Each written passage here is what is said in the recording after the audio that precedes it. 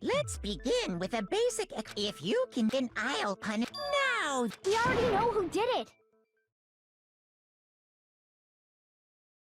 Was that? It was Hiro. He does not have an alibi for when the murders took place, and we found him in that suit.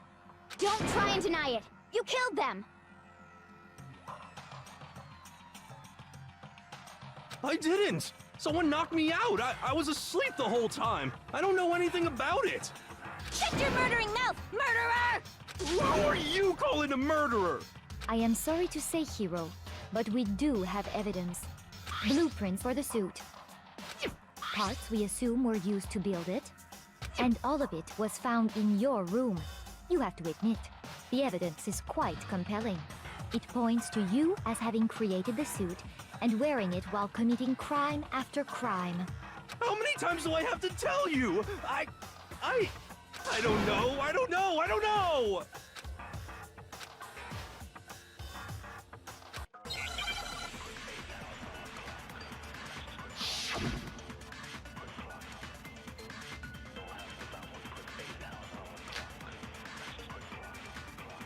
Everything we found in your room.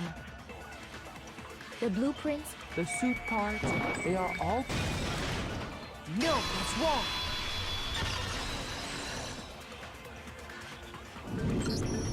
Are we sure Hiro really made those blueprints? what do you mean? Well, take a look at this.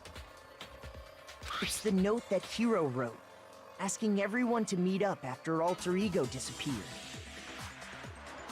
The handwriting's obviously different, wouldn't you say? When you compare it to the blueprints. There's no way you could think the same person made both of them. Unless that person made it a point to disguise their handwriting. No, the differences are bigger than that, I think. Come on! I'm not smart enough to think of trying to change my handwriting anyway. So Makoto, are you saying you don't think Hiro's the culprit? And he's not the only one. I think Hiro is innocent as well. What? Then who was in that Robo-Justice suit? Is it like Hiro said? Was there really someone running around in a second suit? The suspicious individual hidden within the suit. Go ahead, Makoto. Tell them who it was.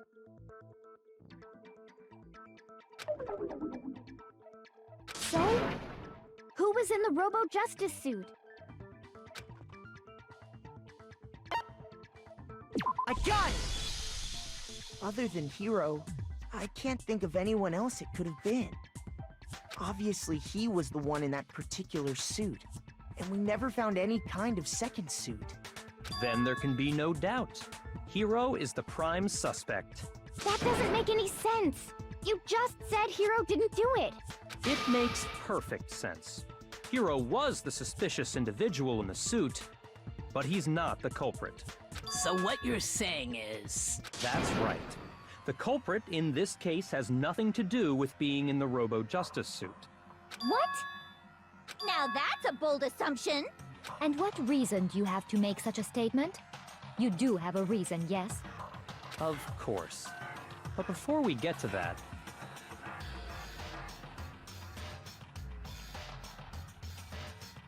there's something else we need to clarify first. So let's get that out of the way. Hey, stop trying to boss us around! All things have a proper order. So what is it? What needs to be clarified? We must clarify the method of transportation for Taka's lifeless body. It would seem that his corpse was moved using certain particular items. Makoto, can you tell us what they were?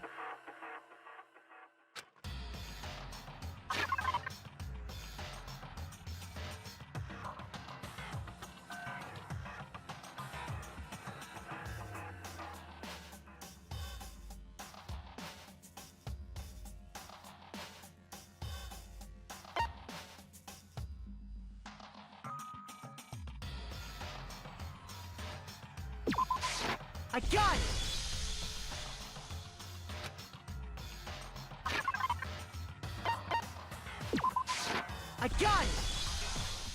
They were a dolly and a tarp, right?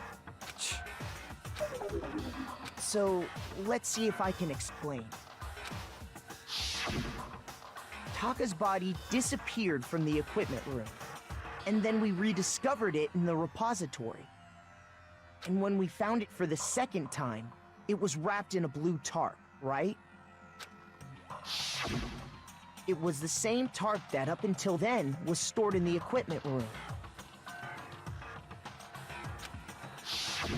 So the killer must have seen it there, and decided to use it when they moved Taka's body. That way, they wouldn't leave any bloodstains while they were moving it. Okay, that explains the tarp. And the dolly? Same thing. I'm sure the dolly was in the equipment room when we first found Taka's body there.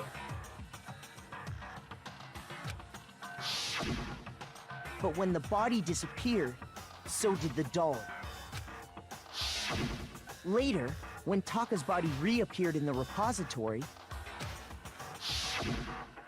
so did the dolly. In other words, you think they used the dolly to move the body, am I right? But are you sure you are not mistaken? Huh? Are you absolutely positive the dolly was in the equipment room when we found Taka's body?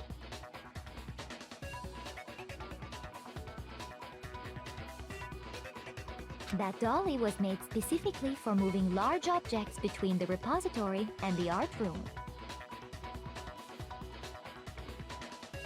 It would be very strange indeed to discover it had made its way to the equipment room.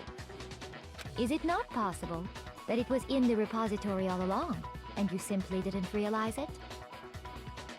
She's raised an objection. How do you respond? There is no shame in being wrong. Nobody expects much from you anyway.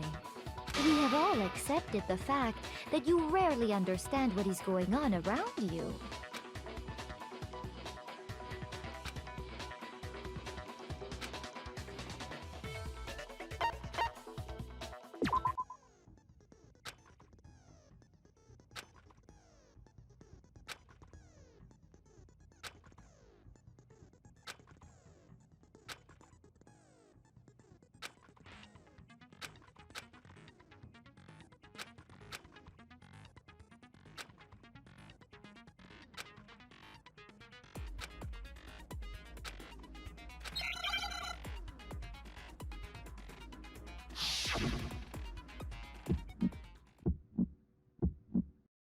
You have it wrong! I cannot agree! You are a fool. So pathetic. Lies will get you nowhere. Do your worst. Away with you! You miserable wretch! You have it wrong! I cannot agree. You are a fool. Lies will get you nowhere. Do your worst, you miserable wretch. I cannot agree. This should prove it.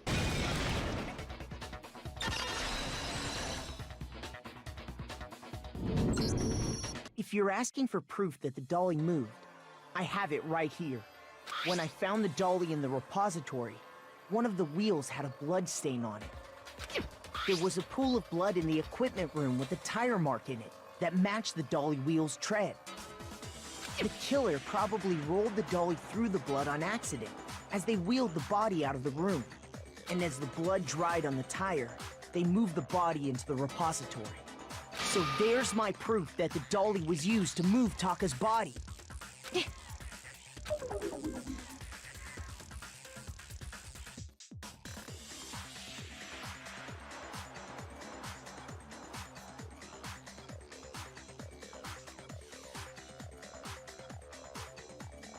Well, anyway, that was just something we had to get out of the way. Let's get back to the main subject. Yeah, the subject of how Robo-Justice didn't do it. Because if it's not a killer robot, then what kind of robot is it? I'm not sure that really matters. I'd be happy to explain why the occupant of the suit couldn't possibly be the killer. If you look back on how the body was transported, It will become immediately obvious.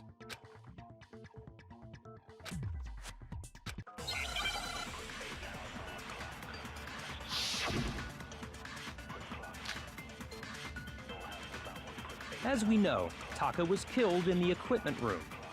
And from there, the body was moved to the repository, correct? Yeah, the culprit wrapped the body in the tarp, then loaded it onto the dolly and wheeled it off, right? Now, keep in mind that the dolly doesn't have a handle. Well, yeah, but even without a handle, all you'd have to do is bend over. No, that's wrong.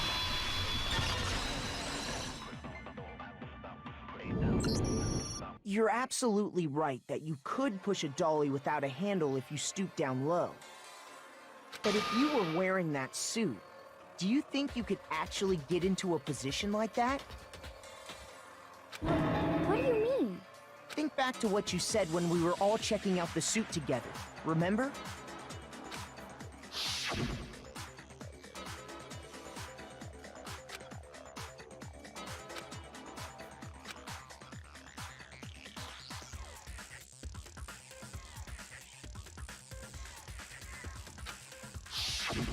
When you're in that suit, not only can you not see your feet, but you can't even bend at the waist. Am I right about that? Now that you mention it, yeah. It seems like it'd be awfully hard to push that dolly if you couldn't bend over. Well, what's to stop you from simply pushing the dolly with your feet? When you can't even see your feet? You really think someone could kick the dolly all that way?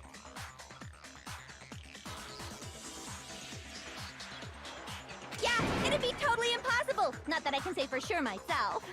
On top of that, if you were wearing such a rigid, cumbersome suit, it's very unlikely you would have the dexterity to go about wrapping the body in a tarp. Well, I mean, isn't that just a matter of taking off the suit when you're ready to move the body?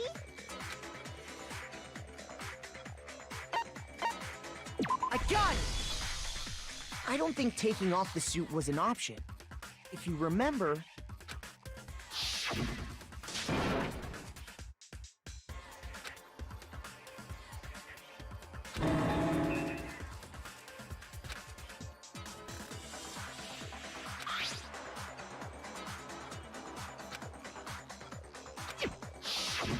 That's true. It seems impossible to put the suit on or take it off without help. Then, you really can't take it off by yourself? Hiro wasn't just making it up? Of course I wasn't making it up. If he could have gotten it off by himself, I don't think he would have let us see him wearing it. Showing up in the suit was basically an invitation for everyone to suspect it. Yeah, that's right. So, it's really, really true that Robo Justice couldn't have moved the dolly?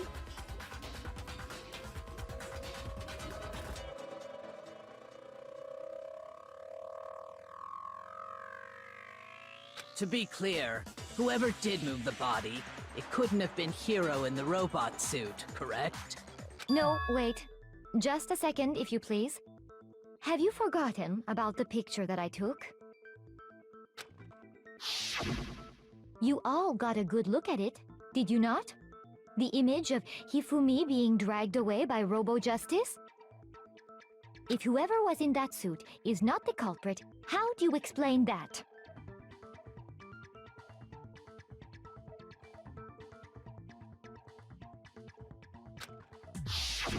Besides, do you remember what the now deceased Hifumi said?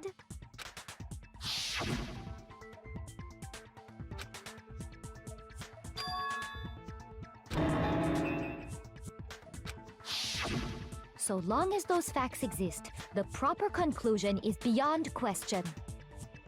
The individual inside the suit and the culprit are one and the same. It was Hiro, without a doubt. Yeah.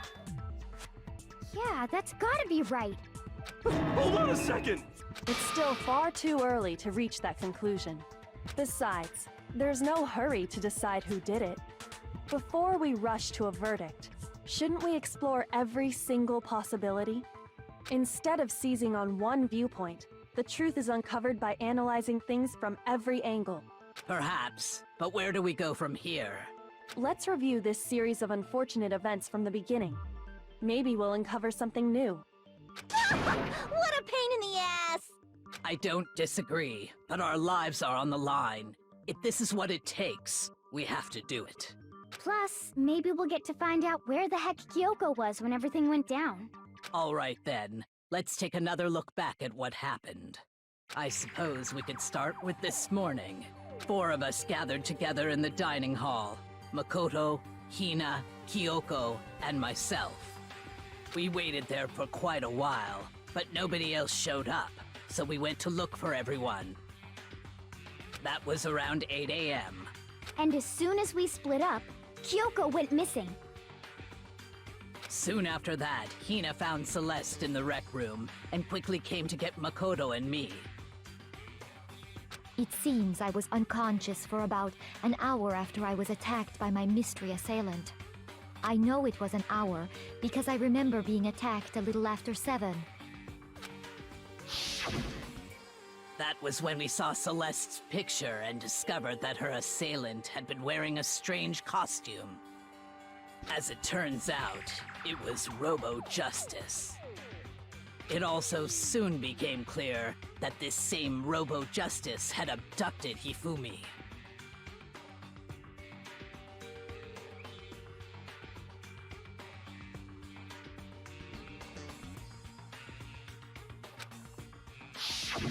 We were soon joined in our search by Byakuya and Toko, and then went on to find Hifumi in the library. He was injured, so we took him to the nurse's office and resumed our search for the suspect. But not long after leaving the nurse's office...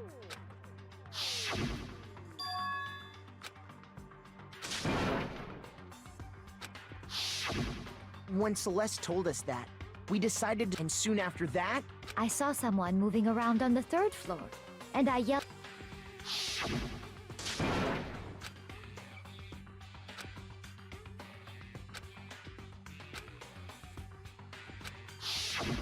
and then...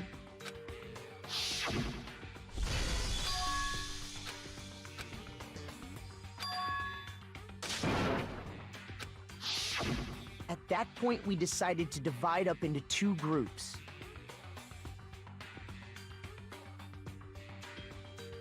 Celeste, Hina, and I went back to the nurse's office, while Sakura, Byakuya, and Toko chased after the suspect. When we got back to the nurse's office, we found Hifumi, dead. And that's when we heard the body discovery announcement.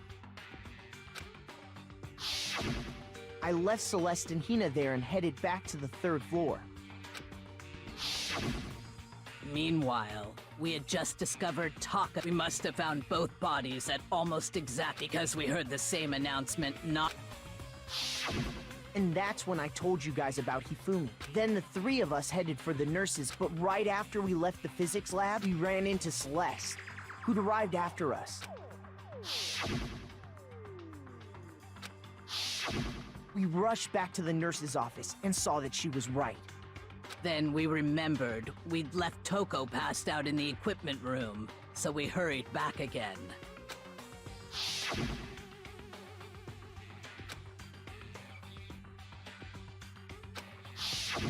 But when we got there, we discovered that now Taka's body had also gone missing.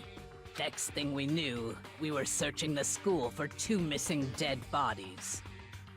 And after some time... Celeste informed us that she'd found the bodies, and we all headed to the repository, which is where we rediscovered the corpses. I think that about covers it. I see. The whole thing sounds exceptionally complicated. It certainly seems to me that these are not a simple series of connected events. Okay, well, if that's true, then what? Rather than a single series of events, I think we have to consider each murder a separate situation. And from there, we can uncover the contradictions surrounding all of them. Now then, let's get started, beginning with what happened to Taka.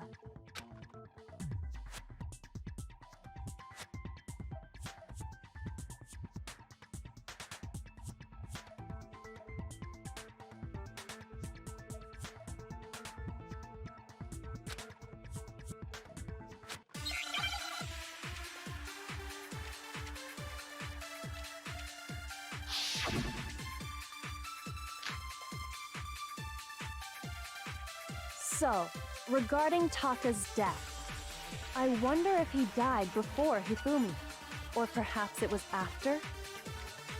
We already know what order they were killed in. Taka came last. What makes you say that? Because of the numbering of the Justice Hammers. It's true that Hifumi was killed with Justice Hammer 3, while Taka's death came from a swing of Justice Hammer 4. See? So it's obvious Taka came after.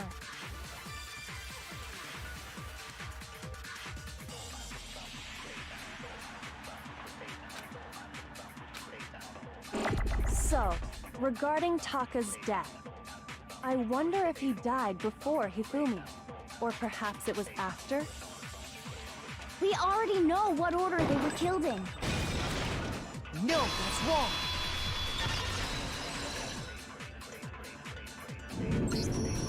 Hold on. There's no reason to assume that the hammers were used in the same order as their numbers. If anything, that's just another way the killer tried to disguise their actions. So you're saying the culprit wanted us to think the hammers were used in order, but in reality, Taka was killed before Hifumi? Okay then, let's see the proof.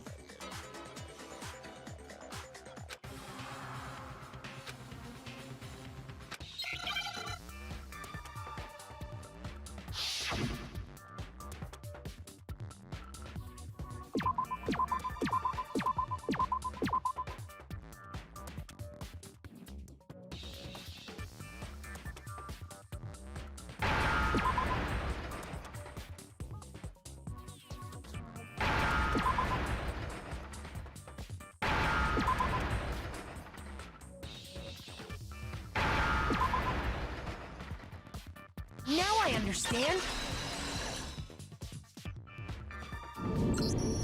I've got it! Taka's wristwatch! See? Look! It broke with the hands pointing just past 6 o'clock. It must have gotten broken when he was attacked by the killer, because as of last night,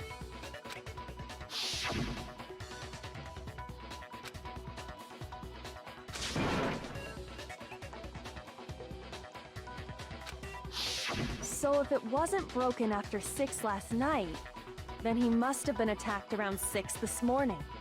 And that would be his official time of death. But if that's true, then he was killed well before Hifumi. And before Celeste was attacked this morning, which happened around 7. That's right. Taka was killed before any of the other incidents took place.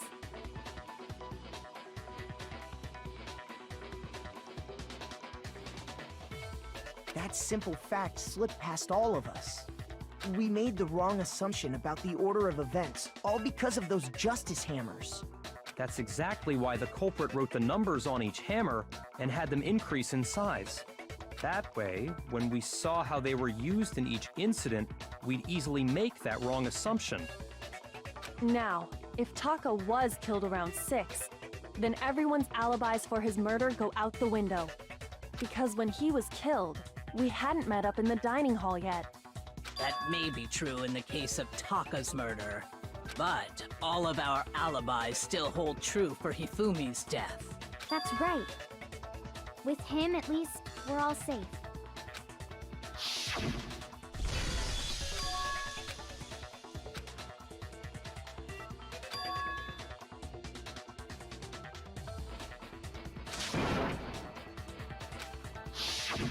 When we heard Hifumi screaming, we were all together. Except for Hiro and Kyoko. Then we all ran down to the nurse's office, and that's where we found his body. That's totally true. We're all in the clear. Oh, I know! They must have recorded him screaming on a tape or something, then played it later on! If that's true, where's the tape? I don't know. Don't just go making stuff up. Anyway, we all have rock-solid alibis for when we heard Hifumi scream. Since all of us were there together, clearly none of us could have killed him. And it does not stop there. There was also the moment when we discovered his body had disappeared. When his body vanished from the nurse's office, Hina and I were in the bathroom together, while everyone else was in the equipment room, correct? And then there's the disappearance of Taka's body from the equipment room. At that time, we were all gathered together in the nurse's office because of Hifumi going missing. Well, don't forget, I was passed out in the equipment room the whole time. Wait, then what if Genocide Jill did it? She could have dragged Taka's body out of there right then! Even if she could pull that off, there's no way she could have done the same with Hifumi's body. Because, as we just established, she was passed out in the equipment room when his body disappeared. Besides, I didn't do either of them anyway. In other words, it is impossible that any of us could have killed Hifumi or moved either of their bodies. On the other hand, Hiro and Kyoko had disappeared, so they most certainly could have done those things. So what now, Kyoko? For now, we can't get fixated on who did it, or we'll just keep going around in circles. So instead of who, I propose we start talking about how. In particular, I think we need to figure out how Hifumi's body got moved. That's true. We searched everywhere, but we couldn't figure out how to explain his body disappearing. And according to what Celeste said,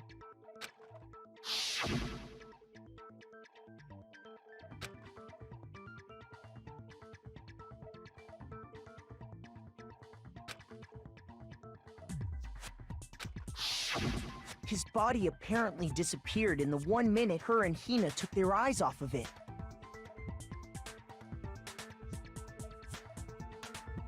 But to carry that much weight from the first floor up to the third in that short amount of time? Oh man, yeah! There's no way! It'd be impossible! Well, what if I told you there was a way to make the impossible possible? What? How? If the dead body were to move itself. The dead body moved on its own? No! Not another...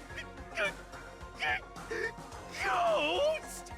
I don't think it has anything to do with the occult. I think what she's implying is, we thought Hifumi was dead, but perhaps in reality he was still alive. He was alive? Are you saying Hifumi wasn't carried out of the nurse's office, but simply walked out on his own?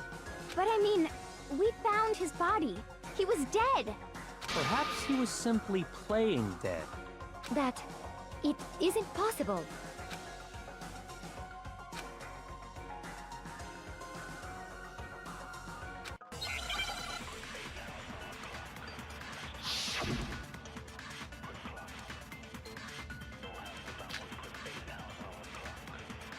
Are you saying that when we first found Hifumi in the nurse's office, there's a chance he was actually still alive? No, it is impossible. Hifumi was dead, without a doubt. And you know that how? Surely you heard the body discovery announcement along with the rest of us. Hifumi's dead body had been found. And that is why the announcement was made. Are we really so sure about that? Maybe the announcement was intended to signal someone else's discovery.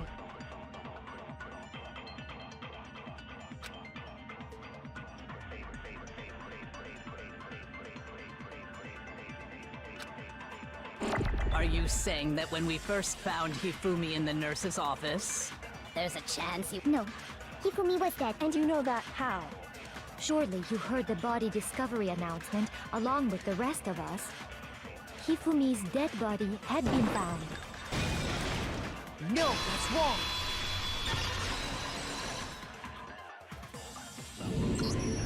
Was the body discovery announcement that was made really intended for Hifumi?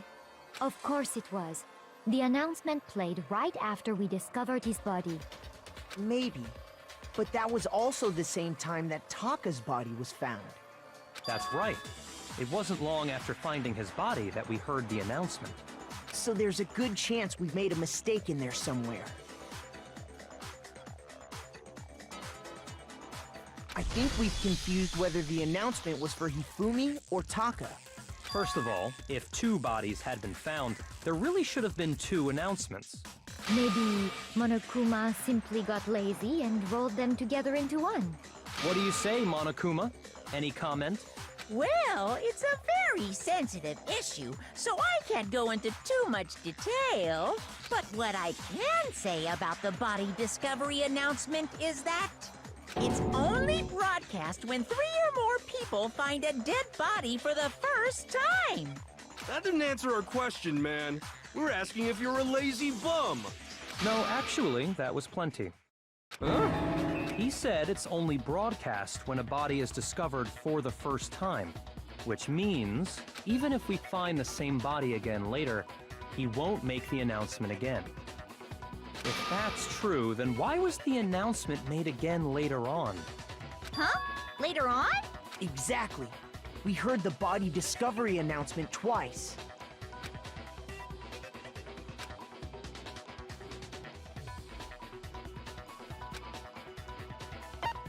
I got it! We heard it a second time in the repository, when we rediscovered the 2 bodies.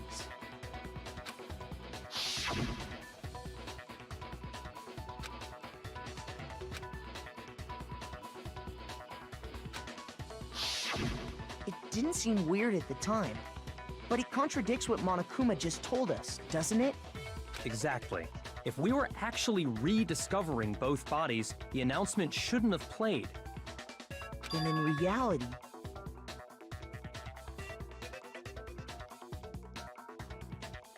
when the 2 dead bodies were rediscovered, one of them was actually being discovered for the first time. So, when we found Hifumi the first time in the nurse's office, he wasn't actually dead yet. Meaning, he wasn't actually found dead until we came upon him in the repository. And that's just part of it. There's one other thing that leads me to believe he was still alive in the nurse's office.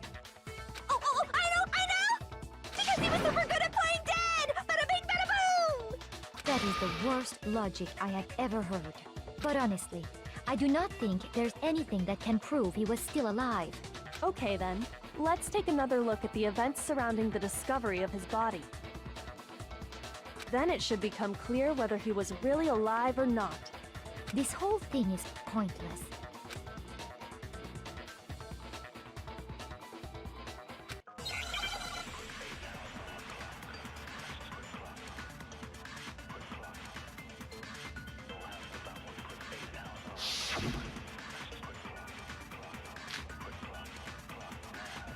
Well, here's one thing we do know.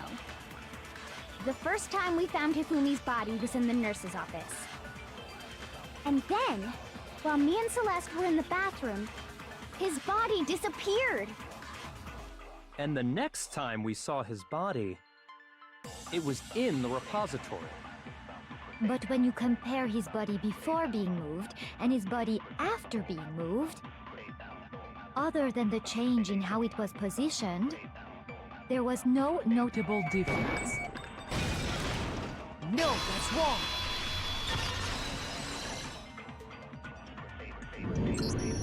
In fact, there was one clear difference between Hifumi in the nurse's office and the repository. His glasses. That fact alone proves that he was only playing dead in the beginning. Perhaps you'd like to fill the rest of us in? When we found Hifumi in the nurse's office, his glasses were covered with blood. But when we found him again later in the repository, they were spotless. And I found the item he used to wipe them clean in the nurse's office trash can.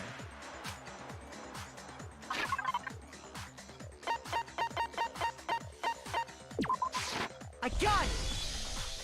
It was a glasses cleaning cloth featuring a certain cartoon mascot. One look at the bloodstain on the cloth should make things clear. This piece of cloth was used to wipe Hifumi's glasses clean. And the mascot on the cloth is the same one that's on the digital camera, right? And whose digital camera was it? Hifumi's, of course. The character was Princess Piggles. From Demon Angel Pretty Pudgy Princess, I think. I highly doubt anyone but Hifumi would have brought something like this to school.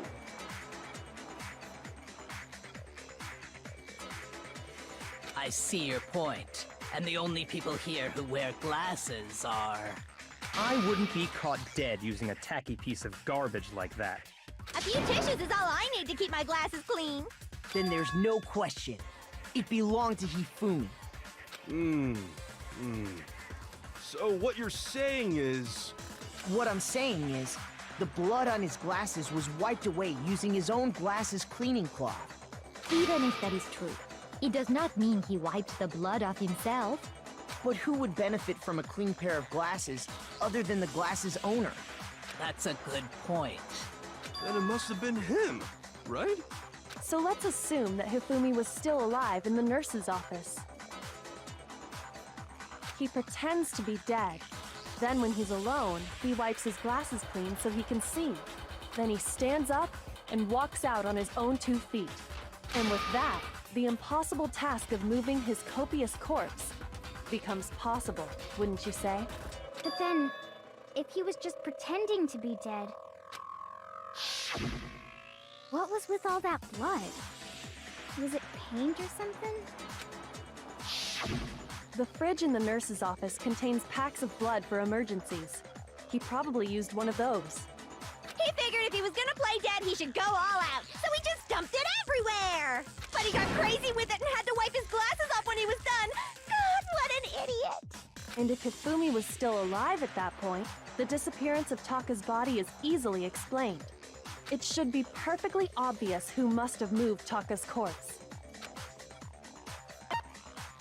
I got it! It could only have been Hifumi. While we were all gathered in the nurse's office, he went to the equipment room and took Taka's body. That also explains how the door to the repository got locked. The door was locked? Well, after the bodies disappeared, we all went looking for them, right? So me and Sakura headed for the repository. But when we got there, the door was locked. And the repository door can only be locked from the inside. Which means, when Hina and Sakura got to the repository, someone was already inside. And it could only have been Hifumi, who just finished stashing Taka's body there. He convinced us all he was dead, and when he saw his chance, he dragged Taka's body to the repository. So, Hifumi wasn't just another victim in this case. He was one of the assailants. But that means he took part in the murders. I just can't believe it. If you're having trouble, would you like me to show you one more piece of evidence? There's more? Oh, absolutely. The single biggest fact pointing to his involvement has yet to be revealed.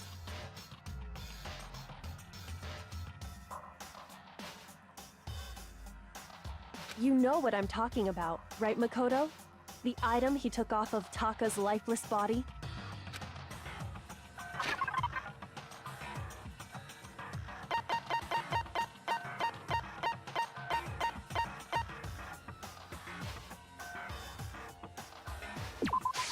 I got it! You're talking about the note Hifumi had hidden away, aren't you? Hidden note? That's right. We found it stuffed in his pants. What? In his pants? Yes, his pants. Okay, well, forget about the pants for now. Take a look at what the note says.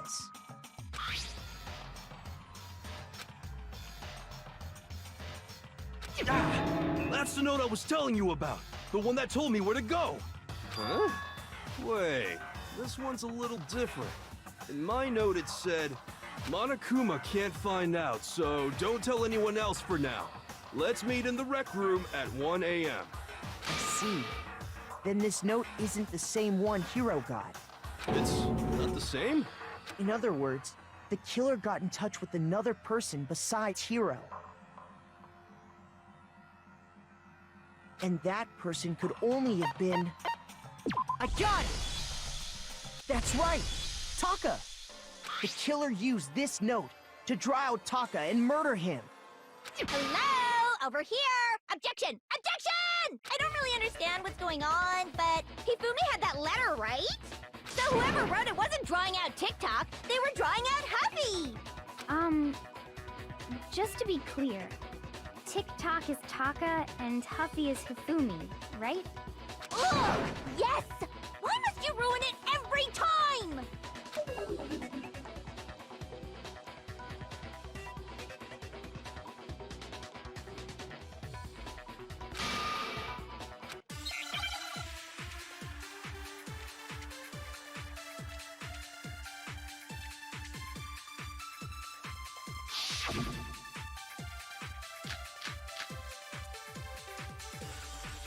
Huffy had the note, right? Then the person it was intended for must have been Huffy! But remember what the note said. What time did it say to meet?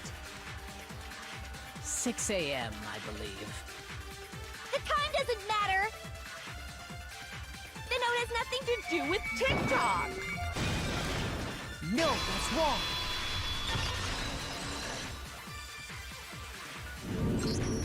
No, there absolutely is a connection. What the hell are you talking about? The note said to meet at 6 a.m., which is the same time Taka was murdered. We've already proven that using his wristwatch. But there's more. Look where the note says to meet. The equipment room, right? Which is where Taka was killed. I see. So, Taka was murdered at both the time and place written in the note. I think that should be plenty to show that this note was definitely meant for Taka. Well, when you put it like that... No further objections! Then someone used that note to trick Taka. Just the same as me. Ugh. The culprit really is a cold-blooded monster. Telling people they found a way out. But if they gave the note to Taka, what was Hifumi doing with it? Stuffed down his pants, no less! Most likely, Hifumi stole it off Taka's corpse after he died.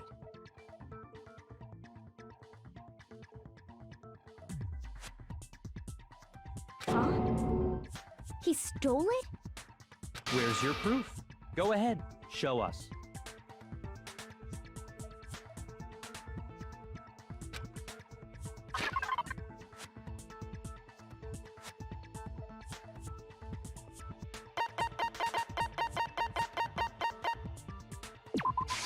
I got it! When I searched Taka's body, I saw that his lifeless hand was gripping a small scrap of paper. If I'm right about this, the sheet of paper this piece came from is... I knew it! It fits perfectly with the note we found hidden on Hifumi. Then Taka's scrap and Hifumi's note. Yup, they're from the same piece of paper. Hifumi had the note meant for Taka, while Taka's corpse still grasped a small piece of that note. There's only one way to explain it. Taka died clutching the note. Hifumi tried to free the note from his death grip, leaving behind only one small scrap. Did I get all that right? That means Hifumi knew the note was important. Exactly. Which proves that he was an accomplice in the murder. Whoa. Yeah. After seeing all this, Hifumi was super involved in this whole thing for sure.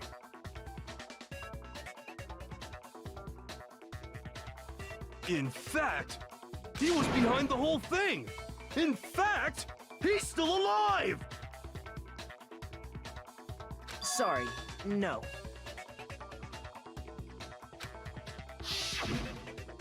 When we found him in the repository, Hifumi was truly and completely dead. The second body discovery announcement proves that.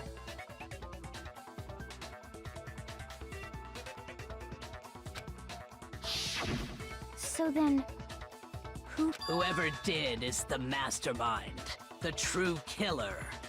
He was killed in the repository, so he must have been killed not long after transporting Taka's body.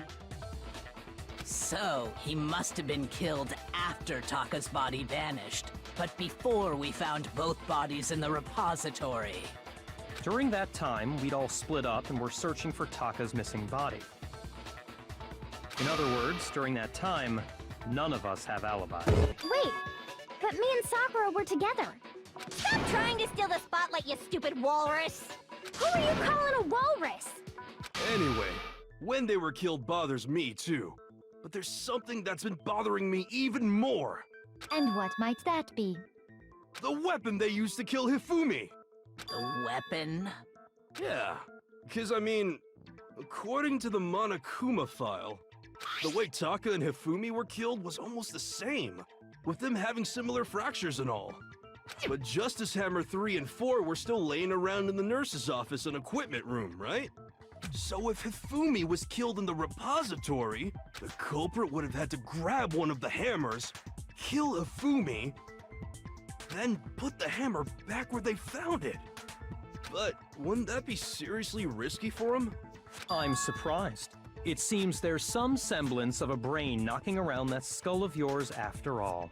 Hell yeah, it's packed in there good and tight. He's right, though. I don't understand it either. The Monokuma file makes it clear that they were killed using similar instruments. But if the hammers were already laying around those other rooms... So the question is, how could the culprit have gotten their hands on either of the hammers? Personally, I haven't a clue. So which hammer was used to attack Celeste? Number 1 or number 2? Those were accounted for in other rooms too. And I don't think either one is big enough to kill someone. Then, Is it not possible they used a different weapon? I don't think it is possible. They were both killed with the same kind of thing, right? So then, what was used to kill Hifumi?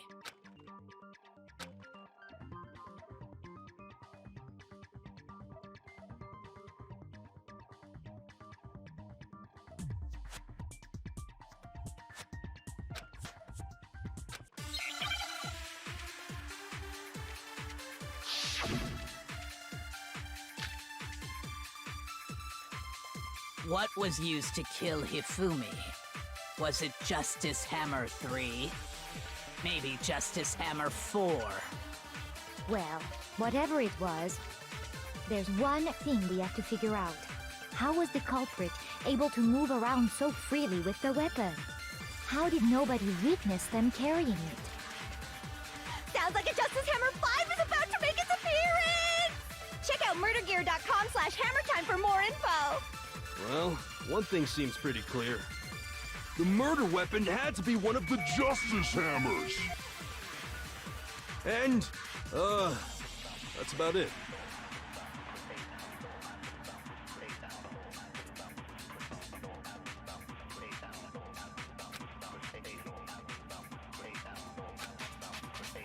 What was used to kill Hifumi?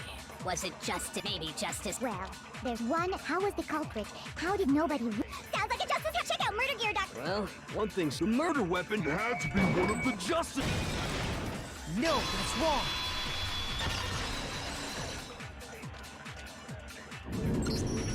The murder weapon wasn't a justice hammer at all. No, it was something completely different. But, seriously? A different weapon? Specifically, a hammer from the repository. The killer could have easily used that to kill Hifumi. Now, all the hammers in the repository were covered in flecks of grit and debris. But for some reason, one of them had been scrubbed clean.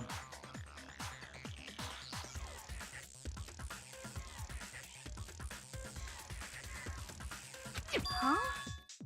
And the reason it had been scrubbed clean was most likely because it was used to commit murder. If the hammer got covered in Hifumi's blood, of course they'd have to clean it off.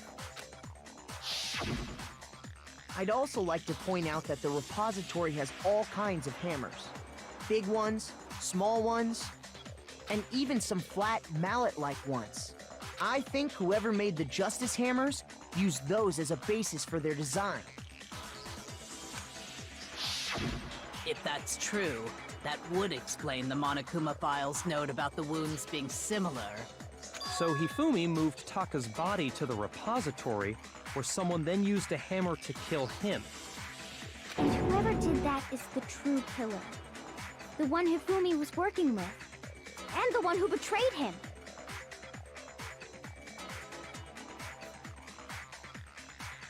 Hold on a moment. I still think it's strange to assume someone was working together with him. The way the graduation rule works, there is no benefit to helping someone else carry out a murder. So the idea that anyone would work together like that is simply ludicrous. We talked about this, did we not?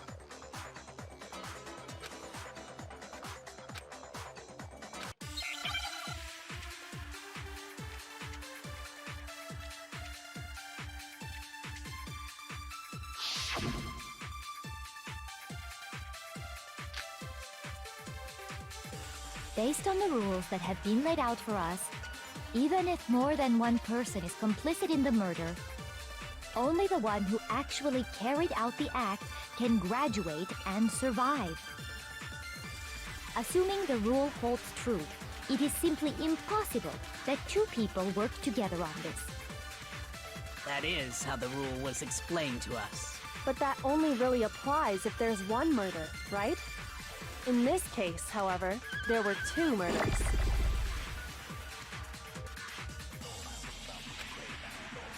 Based on the rules that have been laid out for us, Even if more than one, only the one who actually carried out the act can graduate, assuming the rule holds true.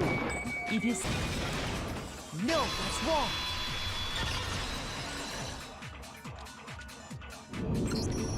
Since there were two murders, it's at least plausible that more than one person was involved.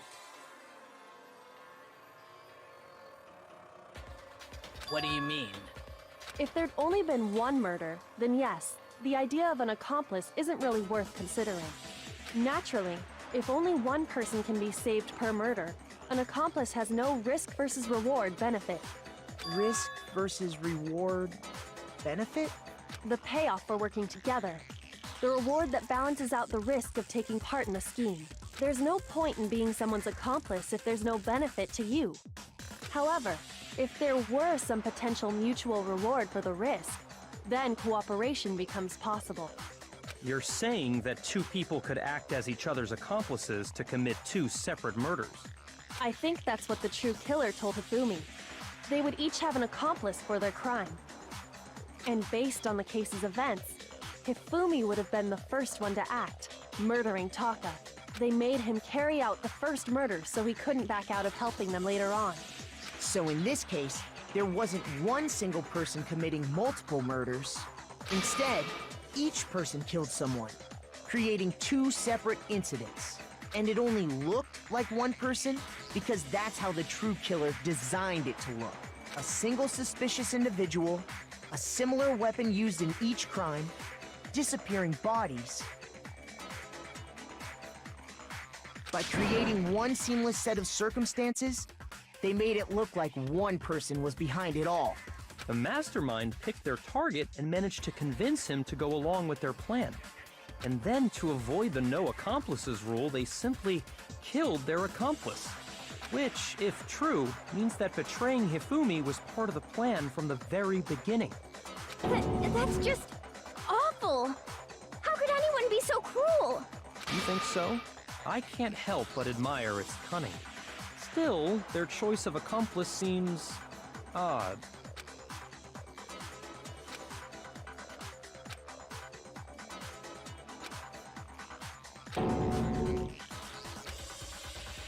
I understand how an accomplice could be involved, but then who was the one pulling Hifumi's strings?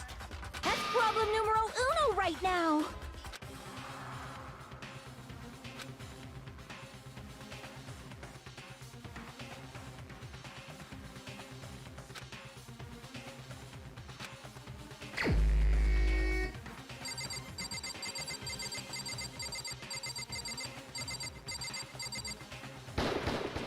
Here's my answer.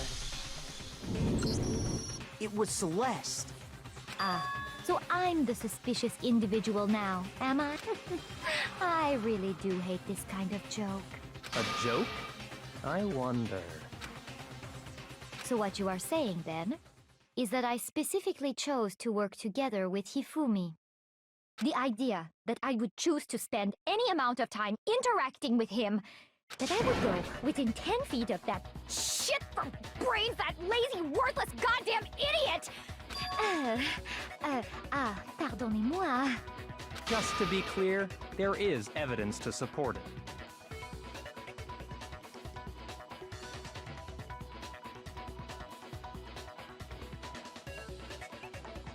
Is that so? It is. Throughout the investigation, there was certain behavior that was common only to the two of you. Considering what we've learned so far, it only further proves that the two of you were working together.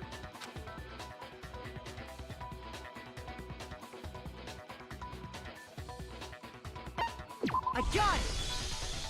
The behavior they had in common has to do with the suspicious individual in the suit, doesn't it?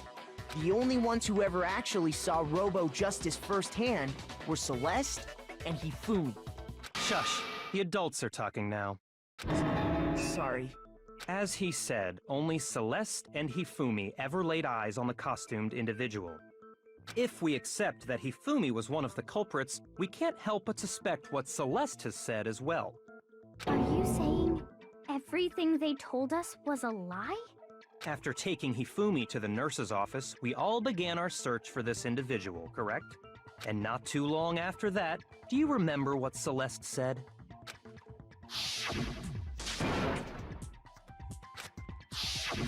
We headed to the second floor specifically because of what she claimed to have seen. Next, to draw us all to the physics lab up on the third floor, She let out a blood-curdling scream. and when we'd all come to see what was wrong, what was it she said?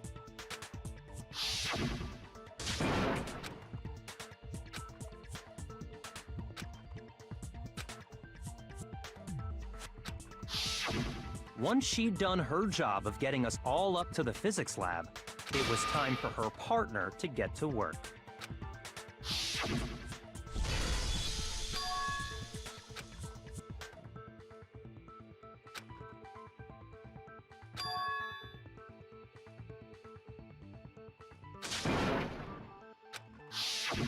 It was to get us to divide into two groups.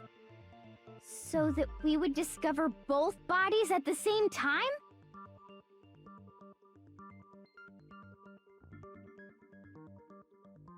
In fact, Celeste was precisely the one who proposed that we split up.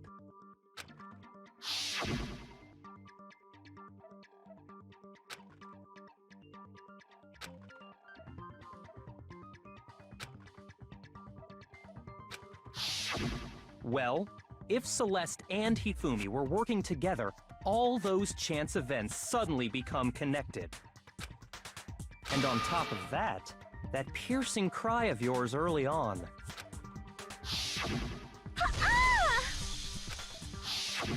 That was to signal Hifumi, wasn't it? It was your way of telling him, we're on the third floor, everything's going according to plan. Why else would you let out a scream that could have carried across the sea? I just realized another strange thing. When we found Hifumi in the nurse's office, who we now know was only pretending to be dead,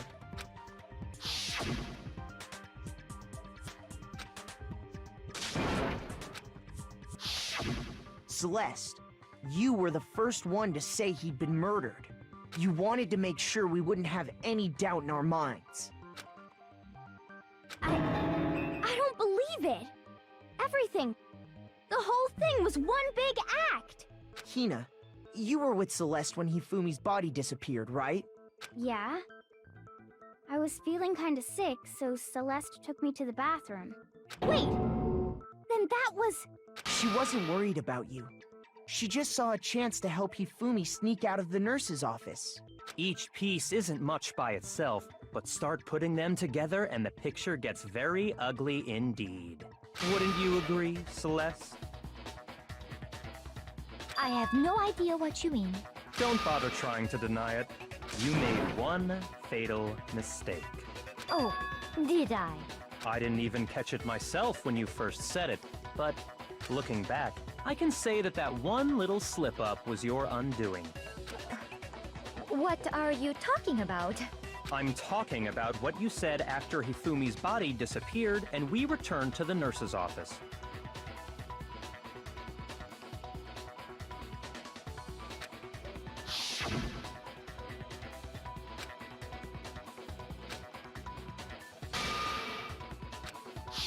I remember her saying that too, but I don't understand what's so strange about it. Then pay attention. Sakura, Toko, and I were first to discover Taka's body in the equipment room. Then Makoto showed up and told us Hifumi had been killed. So Sakura and I left with Makoto. Once we were in the hall, we ran into Celeste, and the four of us headed to the nurse's office. Now, the entire time we were together, none of us said anything about Taka being dead. Think about it. Celeste's comment doesn't make sense. It was completely out of place. Yeah, I see what you're talking about. Although I don't really get what it means. You hear that, Celeste? Everyone's having some trouble understanding. Could you repeat what you said? If you're really not the culprit, you shouldn't have any problem repeating it, right?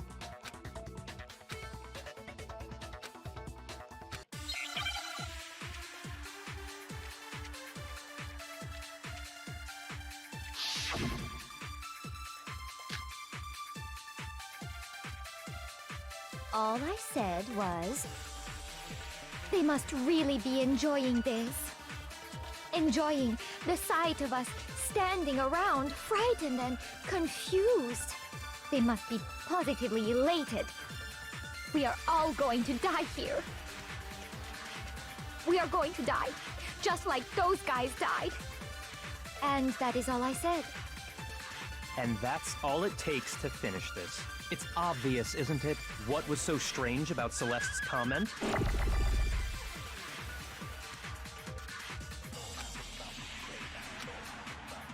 All I said was, they must really be enjoying the sight of us. They must be Positively, we are all going to die here. We are going to die, just like...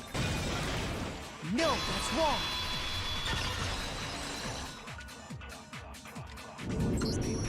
That's right. There's no reason Celeste should have said, just like those guys died. When she said that, none of us had told her Taka was dead. Exactly. And we didn't run into her until after we were all out in the hall. So there was never any chance for her to have seen his body in the equipment room for herself. So how did you know, Celeste? How did you know more than one person had been killed? And how did you know they were both guys? Because Kyoko had also disappeared, right? So she could have been dead too.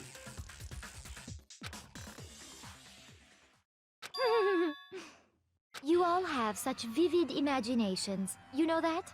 Imaginations? You claim that I was lying when I told you about the suspicious person I saw. Then what about the picture I took?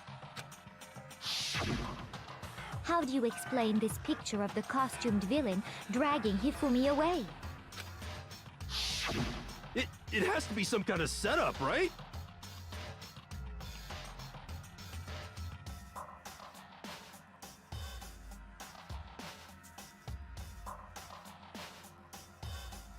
So let's put the suit on, and then she used the camera's timer to set up the picture. Have you so quickly forgotten? You are the only one who could have possibly fit into that suit. Plus, I happen to know that this particular camera does not have a timer. In other words, it is an unassailable fact that this is a picture of Hifumi being dragged away. If everything I told you was a lie, how can this picture exist? Simple. Are we sure that's really a picture of the suspect dragging Hifumi away? What could you possibly mean by that? Surely there are other explanations than the one you've offered up. No, there is no other explanation.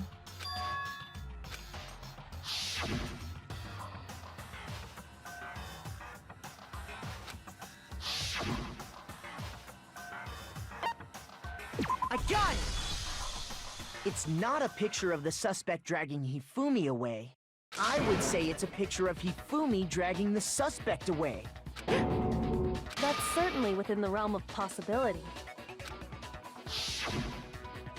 The one being dragged off in that picture isn't Hifumi, but the person in the robot suit. We've simply been led to believe that it's the other way around.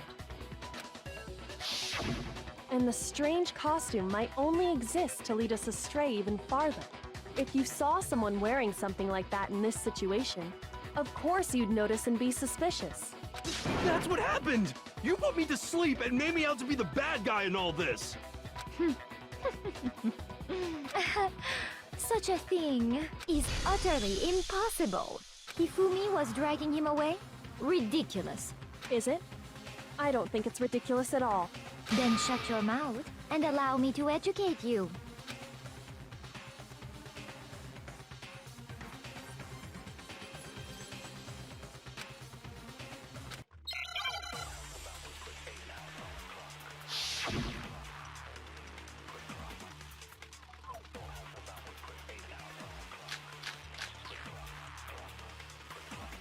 You dressed me up in that suit after I passed out! Then you just draped me across Hifumi and had him carry my weight! You tried to make me look like the bad guy! Like I said, ridiculous. As you can see in the picture, the suspect is standing perfectly upright. If the person inside the suit was unconscious, there's no way they could stand up straight like that. No, that's wrong.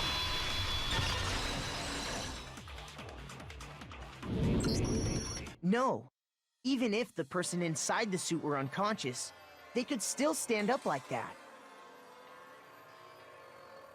Because that Robo-Justice suit had a certain characteristic.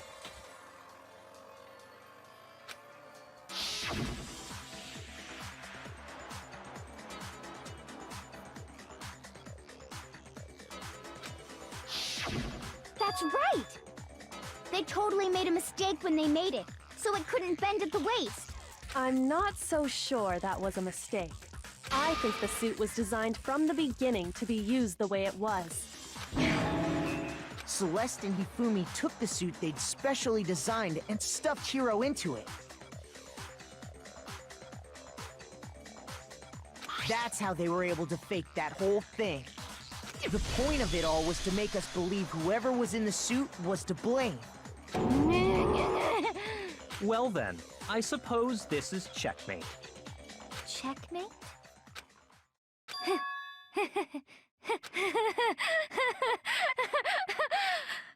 Don't make me laugh, you idiot!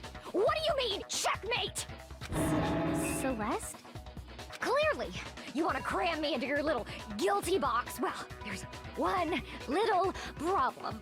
Have you already forgotten what Hifumi told us as he lay dying?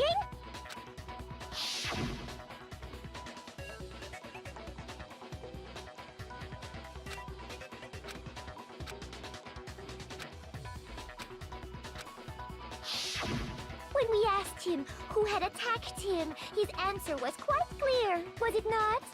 He said, and I quote, Yasuhiro. In other words, Yasuhiro Hagakure! Wait! But my name isn't really Yasuhiro! It's actually Taro! Your confusing statements don't make any sense. You're only making things more complicated.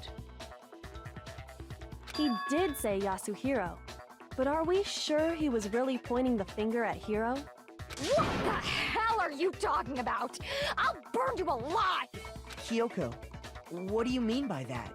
Think back to how Hifumi used to talk to us. How did he refer to each of us? I got it! That's right! Our last names! He called us all by our last names! Exactly. I know I heard him say Mr. Naegi more than once, for example.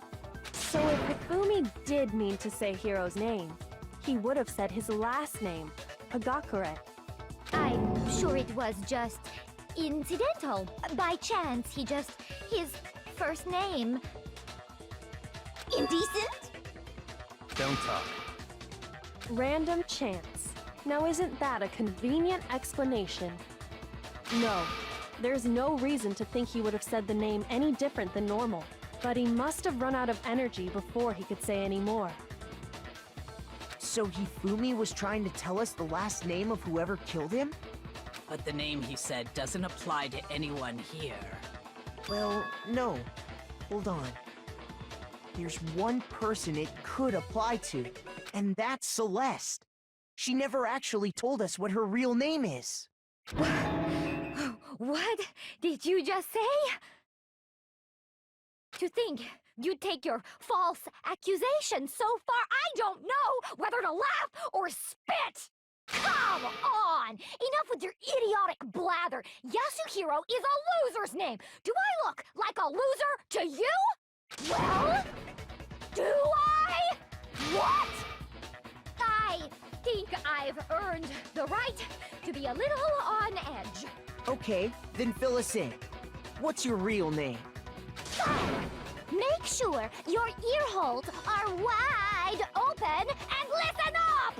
My real name is Celestia Ludenberg. Could you please stop making me repeat myself over and over again?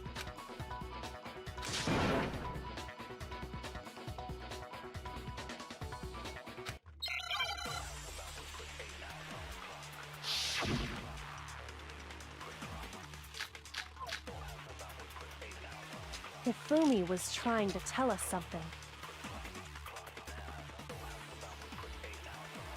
He wanted us to know the killer's last name, Yasuhiro. If there's one person here who might have that last name, It would have to be you, Celeste. You haven't told anyone what your real name is. How many times do I have to tell you? My name is... Celestia Ludenberg! God damn it! How long do you plan to go on pretending? I'm not pretending. It's the truth. And since you have no way to contradict me... No, that's wrong!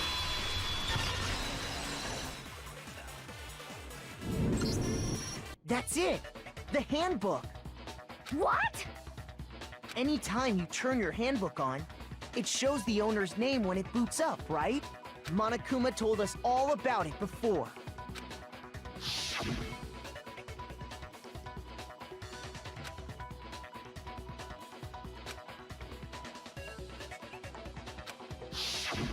So all we have to do is check her handbook, and that'll clear up everything. That's how we can find out Celeste's real name. That's an invasion of privacy. I refuse to cooperate. Celeste, can you please just tell us what really happened? Please, just tell us. Even when I'm put in check, it's just my nature not to give up. Because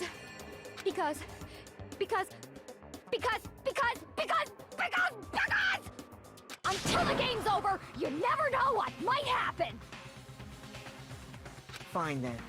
Let me settle it. Let me go over the case again, from the beginning, and shed light on all your crimes. And that'll bring everything to an end.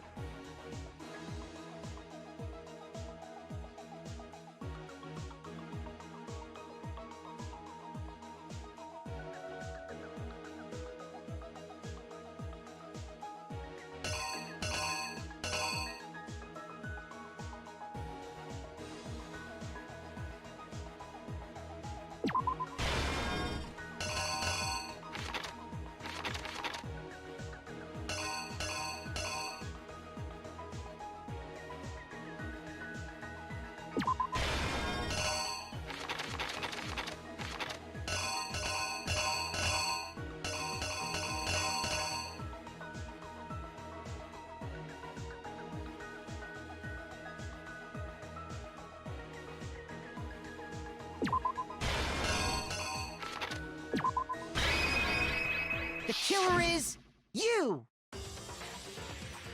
Before anything, the killer persuaded someone to help carry out the murder. And that person was...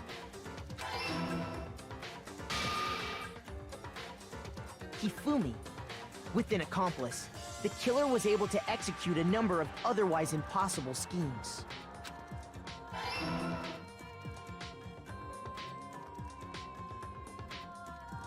First, they convinced someone to meet them in the rec room last night at 1 in the morning.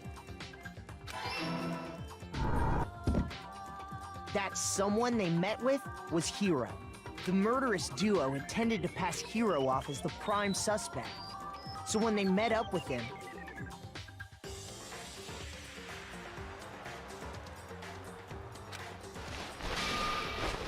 they drugged him, knocked him out, and stuffed him into the Robo-Justice suit.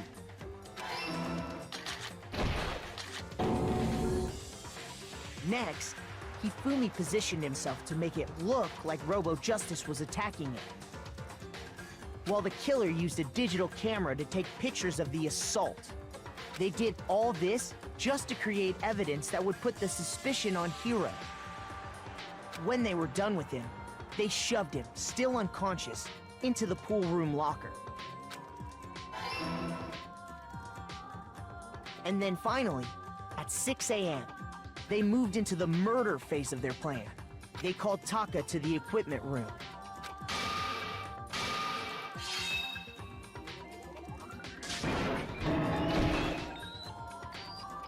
And that's where Hifumi killed him, making it the scene of the first murder. The murder weapon was Justice Hammer 4, which was left there in the equipment room. The reason Hammer number 4 was used was to create confusion about the order of the... So, next they falsified 2 more assault incidents. For these attacks, the killers pretended to be the victims, to solidify Robo-Justice as the suspect. The first fake incident was the attack in the rec room. There, the killers wanted us to see Justice Hammer 1, and the Robo-Justice pictures they'd taken. They wanted to make sure we bought the surprise attack story. The second fake incident was the attack in the library. This time, they planted Justice Hammer 2, and an injured Hifumi, to sell us that story. With these 2 incidents, the killers were able to create a certain preconception in our minds that the suspect was increasing the size of the hammers and attacking people in order as they did. We fell right into their trap and started looking for the suspect based on that. But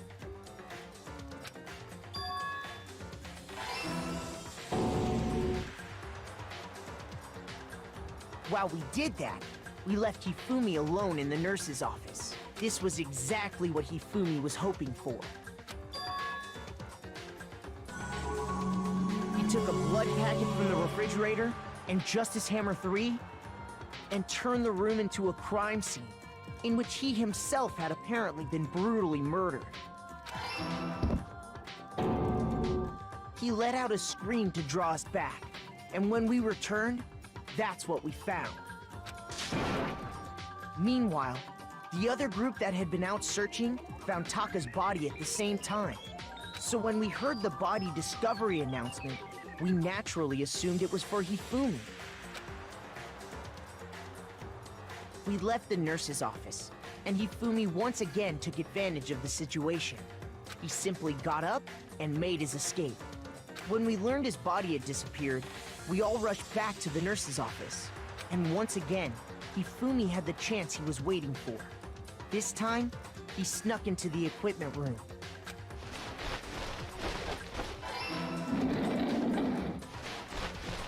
He wrapped Taka's body in a tarp and used the dolly to move it all the way down to the repository. That explains how each of the bodies disappeared.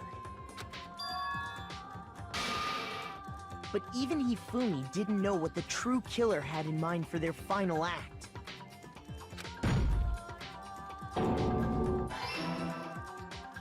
Their plan all along was to kill Hifumi and get rid of the one person who could betray them. And they did it using an ordinary, everyday hammer from the repository. That should cover everything that happened in this case. And the villain behind it all is...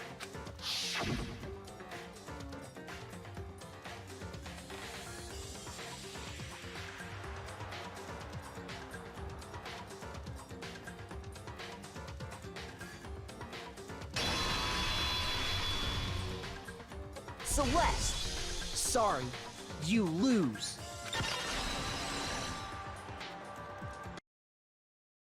I lost? When was the last time I was forced to utter such words? They hang heavy around my neck. Then you admit it? You're the killer?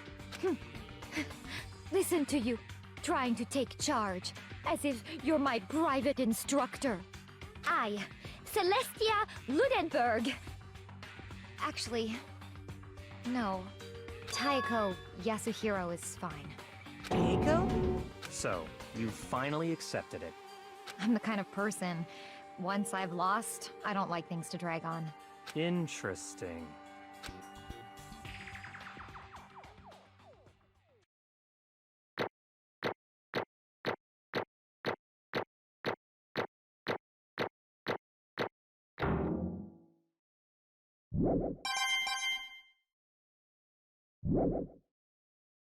Okay, Monokuma.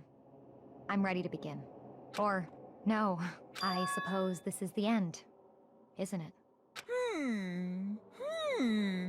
It is indeed the moment we've all been waiting for. Time to vote. Okay. If you would, please locate your lever and cast your vote.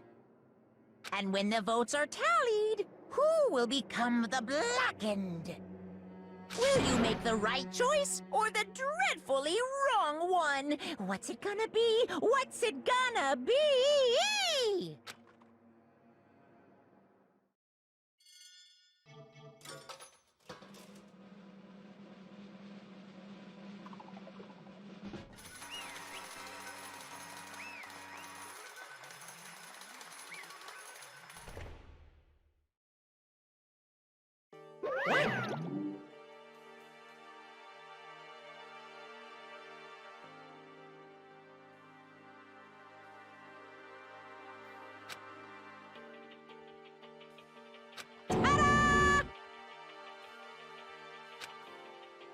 Honestly.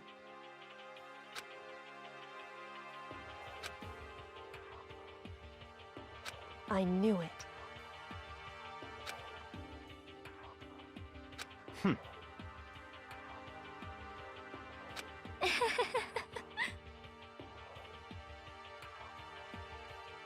So then...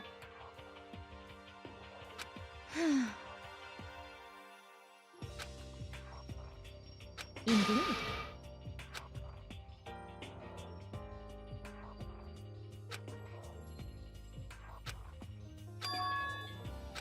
Say what? Just a second. In other words, Indeed.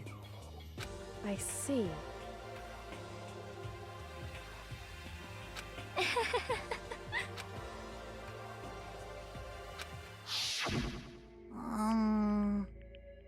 Actually,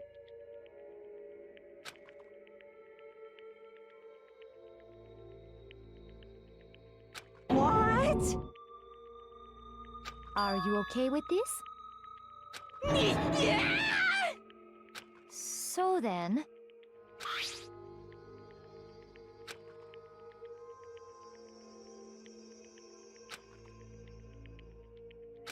Damnation! Say what? as for me, Oh, as for me, What?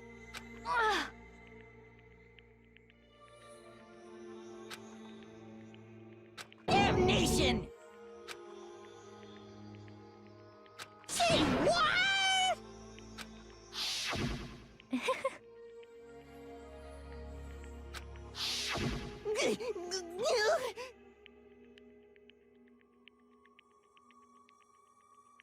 Completely unforgivable! Most unfortunate. Hmm? Actually, What?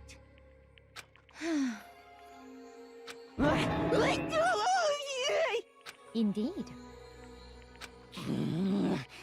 This is unforgivable! Completely unforgivable! Honestly. I swear, I will save her! Actually,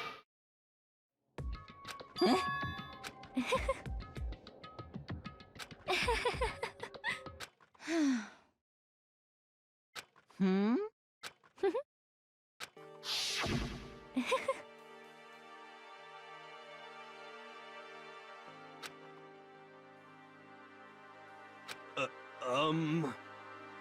I see. indeed.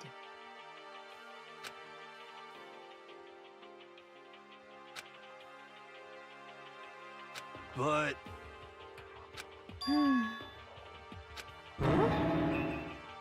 Let's see.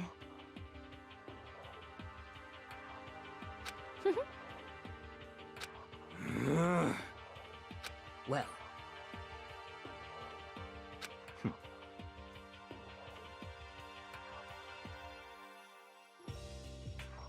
Are you okay with this?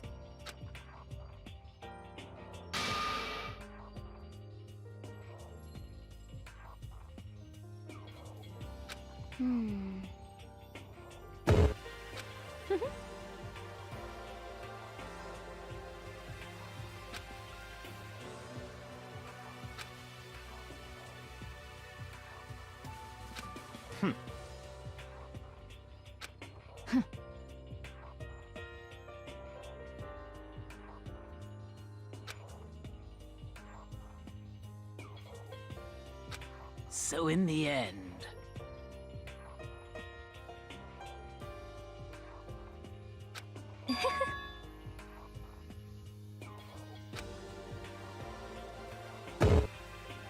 What the heck?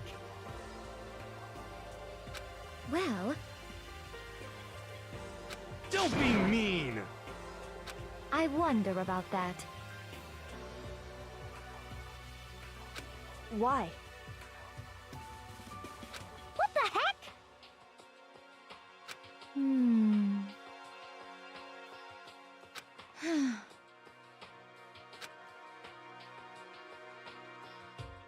But You little bitch! Hey!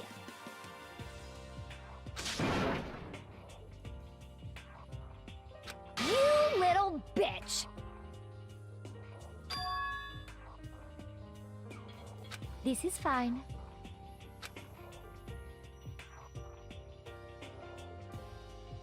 Honestly.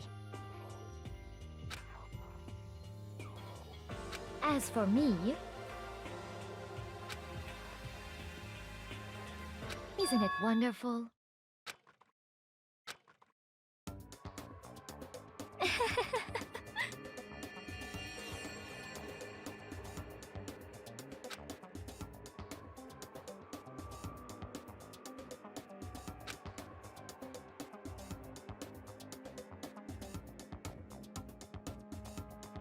This is fine.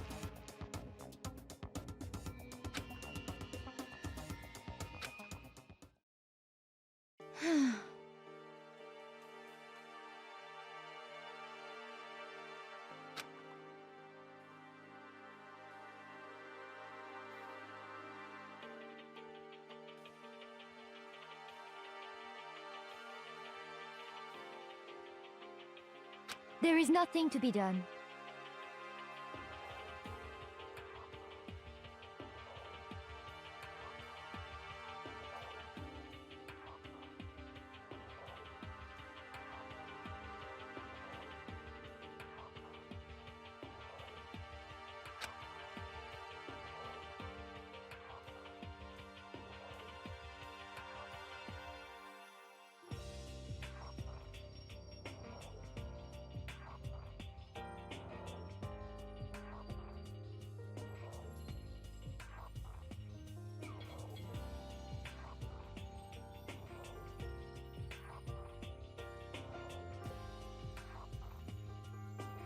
just the worst.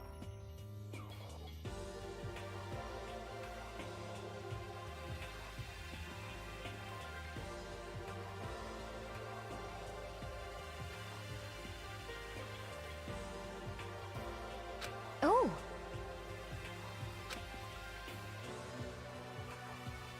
Do you understand?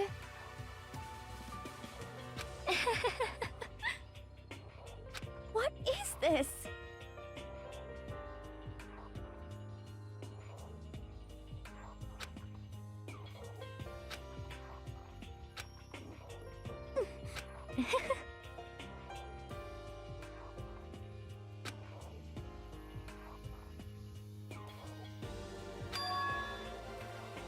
Yes, indeed.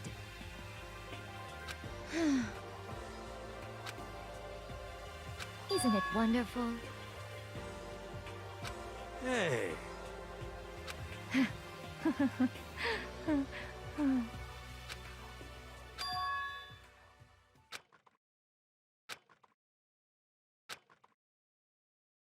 Thrills, chills, kills!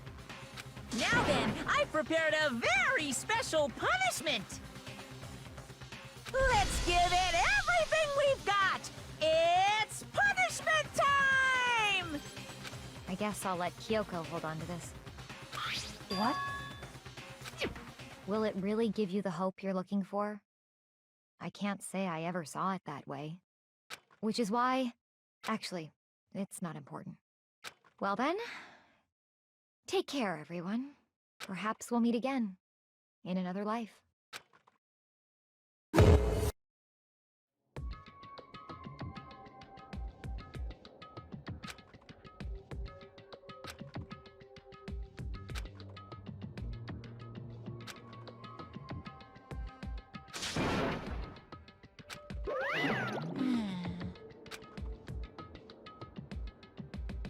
Extreme! What are you gonna do? let me out of here! Too bad.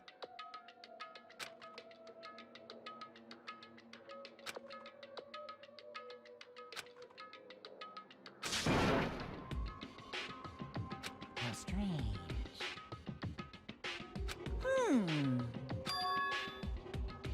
Hey! Hey! Wah-wah? So then, you... Ooh!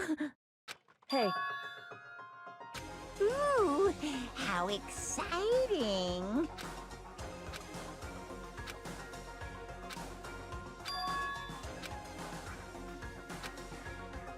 Hello.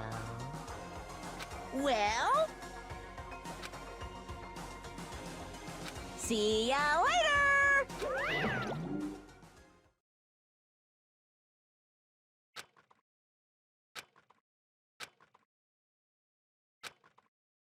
so...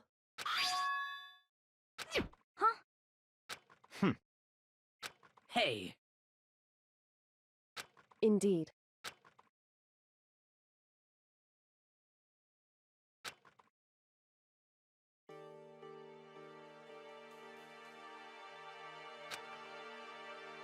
Hey, What? so... Come on. What? Goodbye. well then. Yo!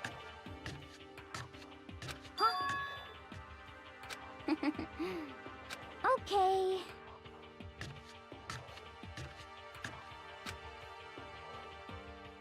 Shall we go?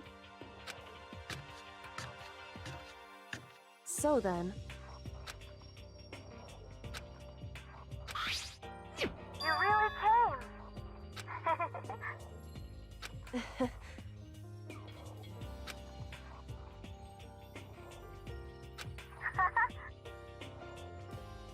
So...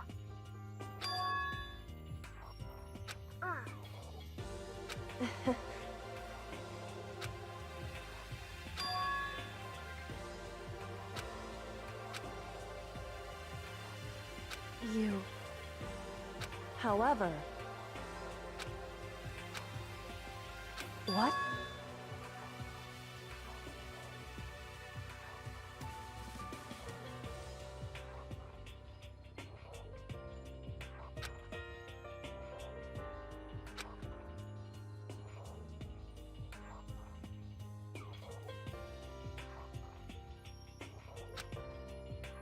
Indeed.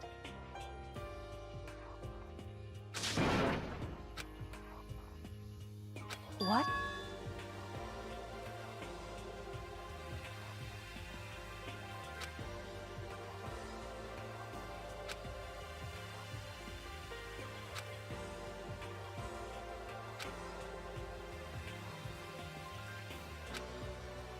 It's true.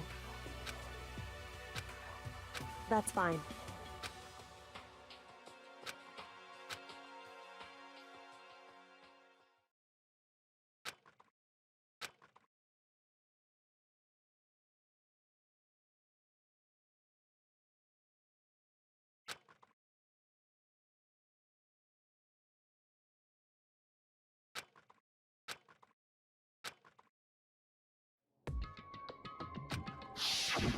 Correct.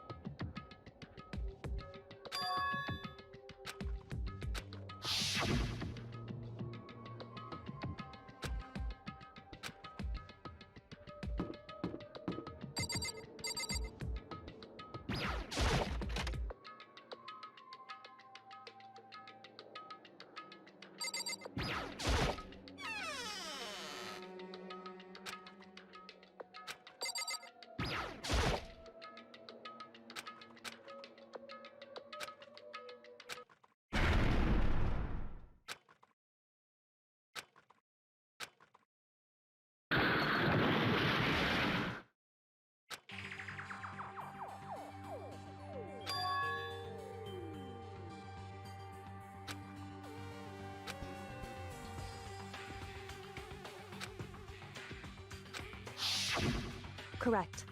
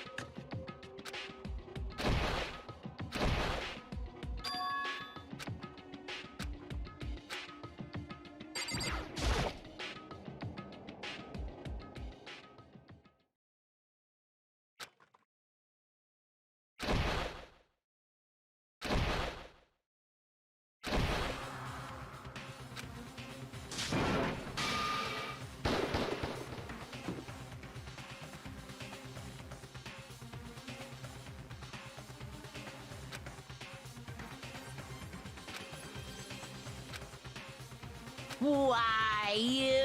What do you think you're doing? I asked you a question. What's the meaning of this?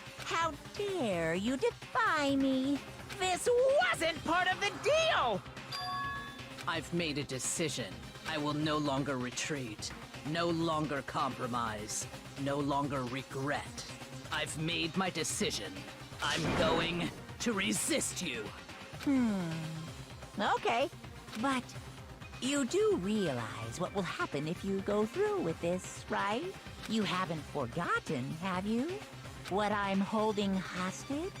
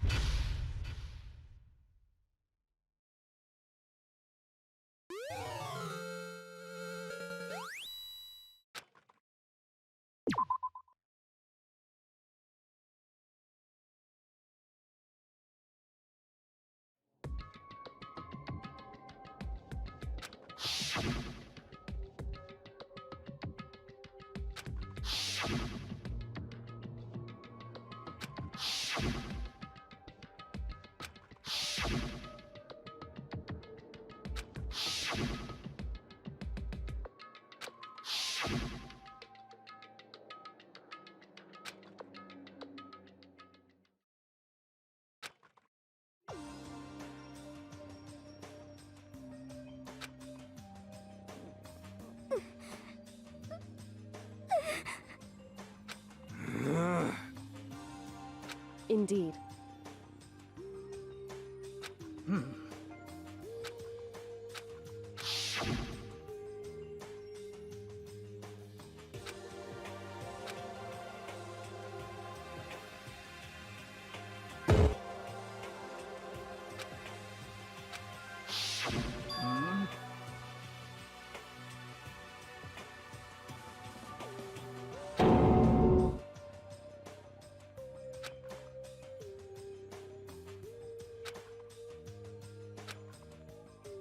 Okay. Huh? 'Cause, I mean...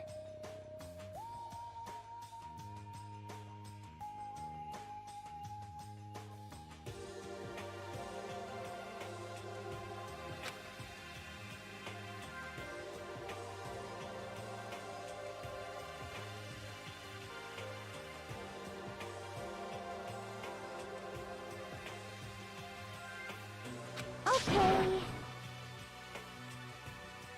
What? Huh?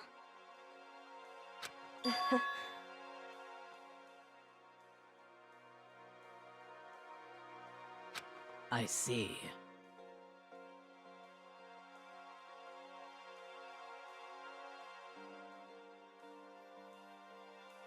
It's true. You got it! You know? We're serious.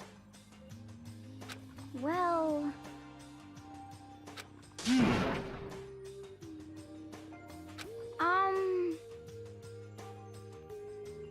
According to the spirits... However, How about that? It's not like some occult mystery. The occult is bullcrap! So, You got it all wrong! Huh? So... Actually...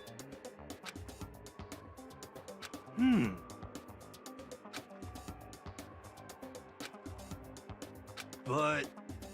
the end is nigh! Some crazy beam came out of nowhere and locked onto my hamburger. And as soon as the beam touched it, the burger started floating in midair. And then, still floating there, the entire burger started coming apart. One part of it just vanished, while the rest fell back into my hand. Do you realize what that means? It means the burger wasn't 100% beef. It must have had some pork or something mixed in. Something like 70% pork and 30% beef would be my guess. You can't trick me. How about that?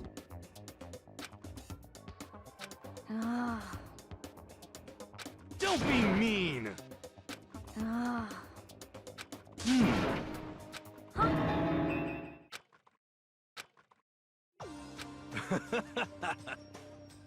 Yeah! Of course. Indeed.